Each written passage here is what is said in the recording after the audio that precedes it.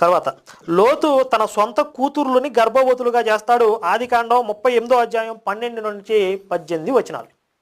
ఇక్కడ మన మేధావులు ఉన్నారు కదా క్రైస్తవులు, పాపం లోతుకి ఏమి తెలియదండి, లోతు కూతుర్లే తాగబోపిచ్చి ఆయనకి స్పృహ లేకుండా ఉన్నటువంటి పరిస్థితుల్లో వీళ్ళు వెళ్ళి ఆయనతో సంభోగం చేసి కడుపులు తెచ్చుకున్నారంటారు.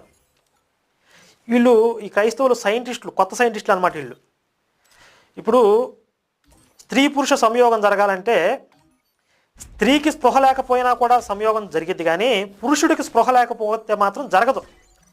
ఈ విషయం ఏ చిన్న కామన్ సెన్స్ యుక్త వయసు వచ్చిన ప్రతి ఒక్కరికి అర్థమైద్ది. వీళ్ళు మరి మేధావులు కదా, మనకి అక్కడ ఉంటారు, ఎక్కడో ఆలోచిస్తారు వీళ్ళు. దాని గురించి వాళ్ళే చెప్పాలి. లోతుకి స్పృహ లేకపోతే అసలు అంగస్తంభన జరిగిద్దా? లోతుకి ఏమీ తెలియకుండానే వాళ్ళిద్దరూ వచ్చి సంభోగం జరిపి వెళ్ళిపోయారా? పైగా సక్సెస్, అది మామూలు సక్సెస్ కాదు.